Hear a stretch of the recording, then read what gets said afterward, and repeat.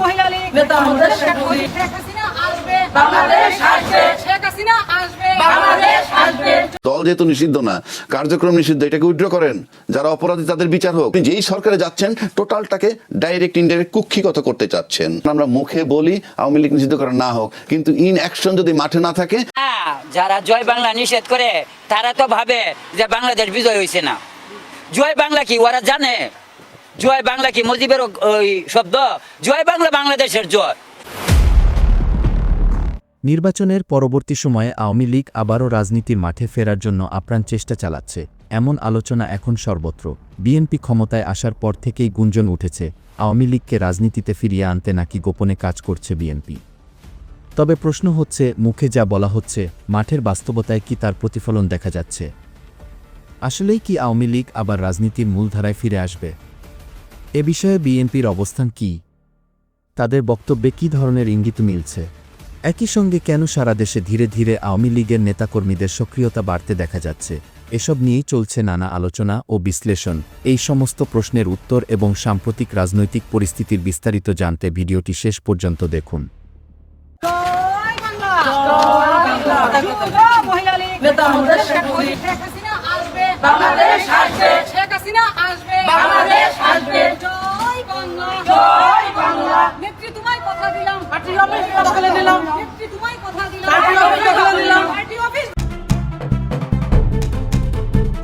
নিষেধাজ্ঞা মাথায় নিয়েই রাজনীতিতে ফেরার ইঙ্গিত দিচ্ছে আওয়ামী লীগ। আর সেই প্রশ্নে ভারতীয় কূটনৈতিক মহল থেকে আন্তর্জাতিক গণমাধ্যম পর্যন্ত শুরু হয়েছে নতুন আলোচনা। ত্রয়োদশ জাতীয় সংসদ নির্বাচন শেষ হওয়ার পর বাংলাদেশের রাজনৈতিক অঙ্গনে তৈরি হয়েছে এক ভিন্ন বাস্তবতা। একদিকে বিএনপির নেতৃত্বে নতুন সরকার গঠনের প্রক্রিয়া এগিয়েছে, অন্যদিকে কার্যক্রম নিষিদ্ধ আওয়ামী লীগ প্রকাশ্যে রাজনৈতিকভাবে সক্রিয় হওয়ার নানা উদ্যোগ নিচ্ছে।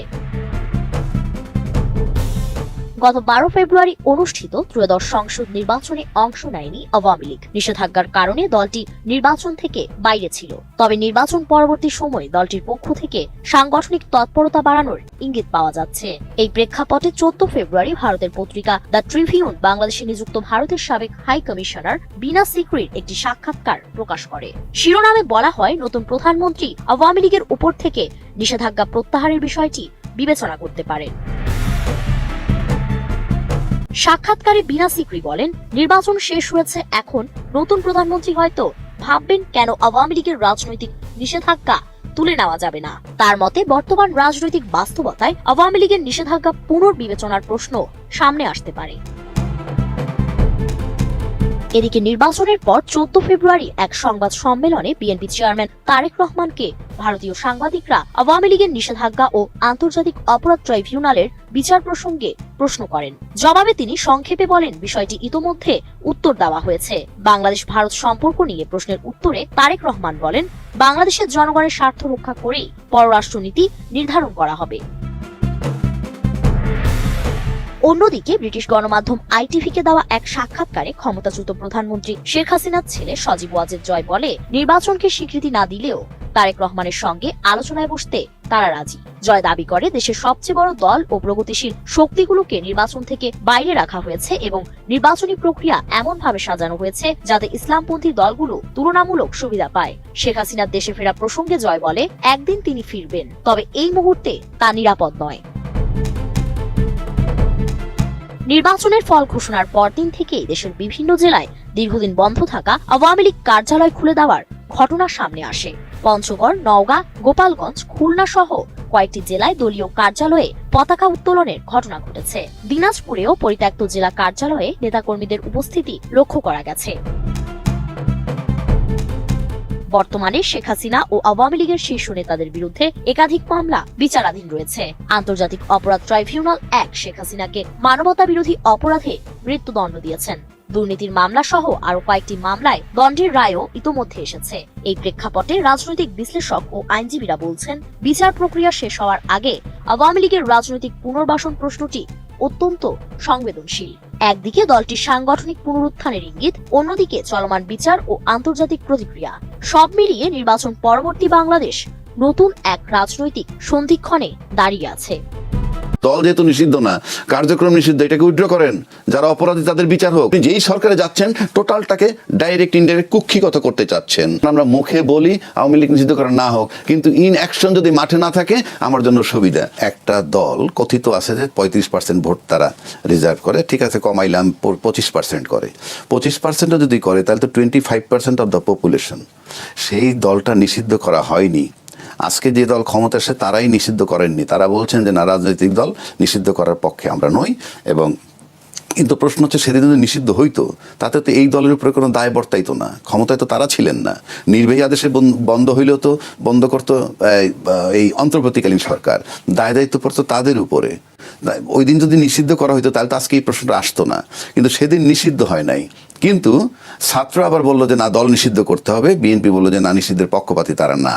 ফলে সরকার একটা মধ্যপন্থী জায়গায় গেছে, কি দল নিষিদ্ধ করলাম না, কিন্তু কার্যক্রম নিষিদ্ধ করলাম। এখন এই কার্যক্রম নিষিদ্ধ করলে আজকে যারা ক্ষমতায় গেছে তাদের পক্ষে যায় না পুরো বিষয়টা। আজকে তো যখন নির্বাচন করলো তখন তো আওয়ামী লীগ নির্বাচনে নাই। আপনি 25% পপুলেশনের বাদ দিয়ে আপনি নির্বাচনটা করলেন। আমরা তো এখনো সেই উদারপন্থী হতে পারিনি যে আমরা গণতন্ত্রে বিশ্বাস করি। তাহলে এই দল এত বড় একটা দল যেটাকে নিষিদ্ধ করা হয়নি, কিন্তু তার ভোটার আছে 25%, 30%, তাকেও ইনক্লুড করা হোক। কিন্তু যাদের বিরুদ্ধে অভিযোগ আছে, যারা চার্জশিটভুক্ত হয়েছে কিংবা দণ্ডপ্রাপ্ত হয়েছে, তাদেরকে বাদ দিয়ে ব্যাস তারা কোনো পার্টিসিপেট করতে পারবে না। দেওয়া উচিত, মানে দাবিটাই উচিত মানে করা উচিত ছিল। আপনার কাছে কি মনে হয় বর্তমান যে সরকার, তারা আসলে এই কার্যক্রমের যে নিষেধাজ্ঞা দেওয়া হয়েছিল তার উপর থেকে নিষেধাজ্ঞা তুলে নিতে পারে? না পারার কি আছে? আমার কথা তো সেটা না। আপনি তো নির্বাচনের পূর্বেই বলা উচিত ছিল, আমি যদি গণতন্ত্রে বিশ্বাসী হই, যে এদের বিরুদ্ধে যেহেতু নিষেধাজ্ঞা নাই, এদের দল যেহেতু নিষিদ্ধ না, কার্যক্রম নিষিদ্ধ, এটাকে উইথড্র করেন। যারা অপরাধী তাদের বিচার হোক, যারা তালিকাভুক্ত হয়েছে আসামি হিসাবে বিচার হোক। কই সেটা তো আমরা বলি নাই। তার মানে আমরা মুখে বলি আওয়ামী লীগ নিষিদ্ধ করা না হোক, কিন্তু ইন অ্যাকশন যদি মাঠে না থাকে আমার জন্য সুবিধা। আর একটা কথা বলি, এখানে মেন্টালিটির ব্যাপার। আমরা ভাই যেটা বললেন যে আমরা ইউরোপ আমেরিকার চিন্তা করি, ইয়েস আপনি আমেরিকার চিন্তা করি, আমাদের ওই হিসাবে ওই চিন্তা করাটা বোকামি।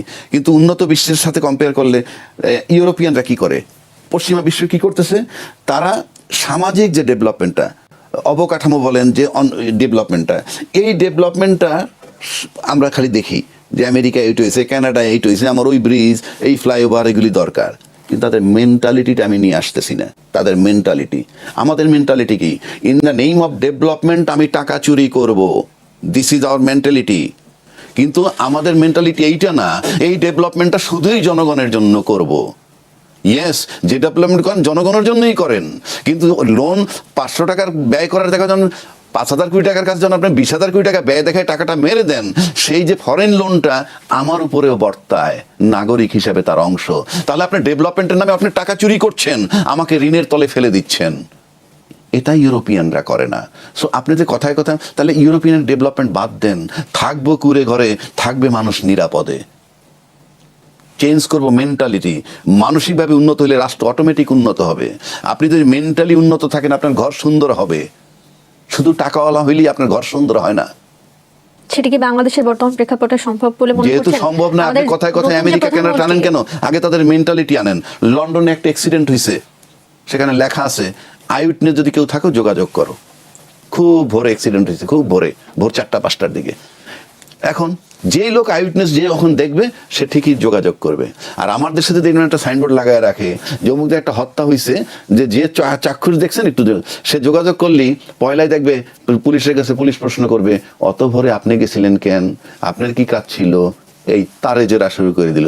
আমি যে দেখলাম ঘটনাটা, বিবরণটা শুনে তুমি তদন্ত শুরু করো না, তুমি গেছিলা কেন, মানে আমাকেই সন্দেহ শুরু করে দিল। এই যে মেন্টালিটি, আগে মেন্টালিটি চেঞ্জ করেন। এই যে ভাই বললো যে অ্যাবসলিউট পাওয়ার দরকার, মেন্টালিটিটা কি সবার চেঞ্জ হতে হবে নাকি শুধু রাজনীতি যারা করেন বা ওই যে আপনি তো মেন্টালিটির প্রশ্ন এখানেই দেখাই দিতেছেন যে এটা রাষ্ট্রের কোনো অমঙ্গল হবে না, জনগণের কোনো অমঙ্গল হবে না। আপনার এই গণভোটের আলোকে যদি সংস্কার করেন, উপকৃত হবে এই দেশের সাধারণ মানুষ, অ্যাটলিস্ট 70% নিচের দিক থেকে। আপনি মানে কি আপনি এরকম কিছু বলতে চাচ্ছেন যে গণভোটের যে ফলাফল সেটি যদি মেনে নেওয়া হতো তাহলে মেন্টালিটির চেঞ্জ আসতো? মেন্টালিটি চেঞ্জ আসতো, আমি তো দেখতাম। ইয়েস, রাষ্ট্রের জন্য, মানে তারা দলের চিন্তা করে নাই যে একই ব্যক্তি দলের প্রধান থাকবে কিংবা এবং প্রধানমন্ত্রী হবে এবং সংসদীয় নেতা থাকবেন, পাশাপাশি নিম্নকক্ষের আসনের ভিত্তিতে উচ্চকক্ষ, এগুলো ছাড় দেওয়া। এই ছাড়টা আপনি দিলেই তো আমরা বুঝতাম ইয়েস সরকার ছাড় দিতেছে, আমরা তো সেটা দেখতেছি না। জি। আপনি যেই সরকারে যাচ্ছেন টোটালটাকে ডাইরেক্ট ইনডাইরেক্ট কুক্ষিগত করতে চাচ্ছেন এবং আমাদেরকে দমিয়ে রাখবেন। এই যে মেন্টালিটি, তো এই দেশের জনগণ ভোট দেয়, জনগণ আছে বলেই আপনি প্রধানমন্ত্রী। ধরেন এই দেশে কোনো লোক নাই, মাত্র 500 লোক আছে যারা বিএনপির ক্ষমতায় গেছে এখন, তাহলে তারা রুল করবে কাকে? দর্শক, গণমাধ্যম বলছে বাংলাদেশের অন্তত 9টি জেলায় আওয়ামী লীগের অফিস খুলেছে, জেলা সদরের অফিস খুলেছে। এটা একটা বড় খবর আওয়ামী লীগের রাজনীতির জন্য। কিন্তু গণমাধ্যম যখন 9টির কথা বলছে, প্রকাশ করেছে, তখন আজকে সামাজিক যোগাযোগ মাধ্যমের বরাত দিয়ে আমরা এটা জানতে পেরেছি আরও একটা জেলা সেখানে যোগ হয়েছে, সেটা নওগাঁ জেলা। এই ব্যাপারগুলো যখন ঘটছে তখন আওয়ামী লীগের রাজনীতি কি সত্যিই উন্মুক্ত হচ্ছে? আবার অনেকে এই প্রশ্নও করছেন, অন্তর্বর্তীকালীন সরকারের দিয়ে যাওয়া যে নিষেধাজ্ঞা, রাজনৈতিক কর্মকাণ্ডের উপরে যে নিষেধাজ্ঞা, সেই নিষেধাজ্ঞা কি এখনো বলবৎ আছে নাকি সেগুলো বাতিল হয়ে গেছে? চলুন একটু আলোচনা করে দেখি এই ভিডিওতে কোন কোন জেলায় আওয়ামী লীগের অফিস খুলছে, আওয়ামী লীগের রাজনীতি কোন পথে এগোবে এখন। থাকবেন পলিটিক্স টিভির নিয়মিত আয়োজন। তো বলছিলাম, অন্তত 9 জেলায় আওয়ামী লীগের অফিস খোলার খবর দিচ্ছে গণমাধ্যম সমকাল। আমরা আজকে নতুন আরেকটা যুক্ত হতে দেখেছি এই খবরের বাইরে, সেটা নওগাঁ জেলায়। সমকাল যেটা বলছে তাদের শিরোনামটা দেখে নিন। সেখানে বলছে 9 জেলায় আওয়ামী লীগ কার্যালয় খুলল। সেখানে তারা বলছে যে 18 মাস পর নোয়াখালী, বরগুনা, কুড়িগ্রাম, নারায়ণগঞ্জ, শরীয়তপুর, হবিগঞ্জ, রাজবাড়ী, চট্টগ্রাম এবং দিনাজপুরের পার্বতীপুরে উপস্থিতি জানান দিয়েছে কার্যক্রম নিষিদ্ধ আওয়ামী লীগ এবং তার অঙ্গ সংগঠন। বুধবার এসব জেলায় দলটির পরিত্যক্ত কার্যালয়ের তালা ভেঙে ভিতরে প্রবেশ করেন নেতাকর্মীরা। জাতীয় এবং দলীয় পতাকা উত্তোলন, বঙ্গবন্ধু শেখ মুজিবুর রহমান ও শেখ হাসিনার ছবি টাঙানোর ঘটনাও ঘটেছে, আমরা দেখেছি। গত সোমবার 4 জেলা এবং রোববার 6 জেলায় নেতাকর্মীরা উপস্থিতি জানান দিয়েছিলেন। এরপরে গতকালকে এই 9 জেলার ঘটনা ঘটে। 2024 সালের জুলাই আগস্টে পতনের পরে এই প্রথম এই ঘটনাগুলো দেখা যাচ্ছে। এখন পর্যন্ত বিভিন্ন সূত্র বলছে সারা দেশে অন্তত আওয়ামী লীগের 80টিরও বেশি অফিস খোলার ঘটনা ঘটেছে। কোথায় কোথায় ঘটলো চলুন একটু বিস্তারিত বুঝি। নোয়াখালী জেলা আওয়ামী লীগ কার্যালয়ে তালা ভেঙে প্রধান ফটকে ব্যানার ঝুলিয়েছেন ছাত্রলীগ, যুবলীগ নেতাকর্মীরা। কিছুক্ষণ পর ব্যানারটি সরিয়ে নেওয়া হয়। গতকাল সকাল 8টার দিকে মাইজদির টাউন হল মোড়ে এই ঘটনা ঘটে। বরগুনা জেলা কার্যালয়ে জাতীয় পতাকা উত্তোলন এবং বঙ্গবন্ধু শেখ মুজিবুর রহমান ও শেখ হাসিনার ছবি টাঙানো হয়। বুধবার সকালে শহরের শেরেবাংলা সড়কে অবস্থিত আওয়ামী লীগের জেলা কার্যালয়ে পতাকা উত্তোলিত অবস্থায় দেখা যায়। বরগুনা সদর থানার ওসি মোহাম্মদ আব্দুল আলিম বলেন, জড়িতদের শনাক্তে পুলিশ কাজ করছে। মানে একদিকে পতাকা তোলা হচ্ছে, খোলা হচ্ছে, আর একদিকে পুলিশ বলছে তাদের শনাক্তে কাজ করছে। নারায়ণগঞ্জ নগরীর 2 নম্বর রেলগেটে জেলা ও মহানগর কার্যালয়ের সামনে গতকাল দুপুর 2টায় দলীয় স্লোগান দিয়েছেন 5-6 জন কর্মী। ঘটনার ভিডিও ধারণ করেছে সাংবাদিকরা। ভিডিওতে দেখা যায় আওয়ামী লীগ কর্মীরা মহানগর দলীয় কার্যালয়ে ব্যানার টাঙাচ্ছেন। হবিগঞ্জ জেলা কার্যালয় খোলার কয়েক ঘন্টা পর আগুন দেওয়ার ঘটনা ঘটেছে। ওইদিকে হবিগঞ্জে খুলেছে, তারপরে আবার আগুন দেওয়ার ঘটনা ঘটেছে। সকালে শহরের টাউন হল এলাকায় জেলা কার্যালয়ে জাতীয় পতাকা, দলীয় পতাকা উত্তোলন করা হয়। এর কয়েক ঘন্টা পর দুপুরে হঠাৎ করে ভবনের ভেতরে আগুন জ্বলতে দেখা যায়। রাজবাড়ী জেলা কার্যালয়ে বঙ্গবন্ধু শেখ মুজিবুর রহমান এবং শেখ হাসিনার ছবি টানানো হয়। কটি ব্যানার ঝুলতে দেখা গেছে। ব্যানারে জেলা আওয়ামী লীগের যুগ্ম সাধারণ সম্পাদক শেখ সোহেল রানা টিপুর ছবিও দেখা গেছে। এদিকে দিনাজপুরের পার্বতীপুর উপজেলা আওয়ামী লীগের কার্যালয়ে দলীয় জাতীয় পতাকা উত্তোলন করে সংক্ষিপ্ত সমাবেশ করেছে আওয়ামী লীগ। বেলা 11টার দিকে উপজেলার বিভিন্ন গ্রাম থেকে আসা অর্ধশতাধিক নেতাকর্মী সমবেত হন। এই ঘটনা ঘটে। এছাড়া চট্টগ্রাম মহানগর কার্যালয়ে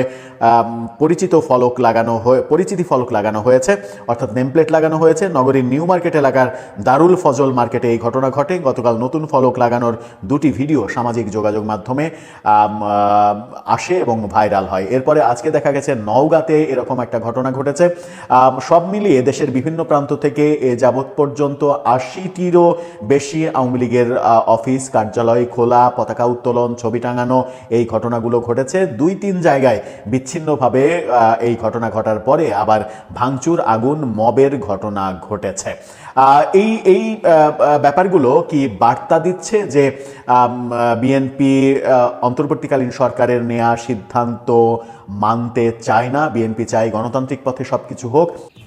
তো প্রিয় দর্শক, এতক্ষণ আমাদের সাথে থাকার জন্য আপনাদের অসংখ্য ধন্যবাদ। আর হ্যাঁ, আওয়ামী লীগ ইস্যুতে বিএনপির এমন নীরব অবস্থান নিয়ে আপনাদের কি মন্তব্য তা অবশ্যই আমাদের কমেন্ট করে জানাতে বলবেন না। আর হ্যাঁ, আপনি যদি আমাদের এই চ্যানেলে নতুন দর্শক হয়ে থাকেন তাহলে অবশ্যই চ্যানেলটি সাবস্ক্রাইব করে বেল বাটনটি অন করে রাখবেন। ভালো থাকবেন সবাই, ধন্যবাদ সবাইকে।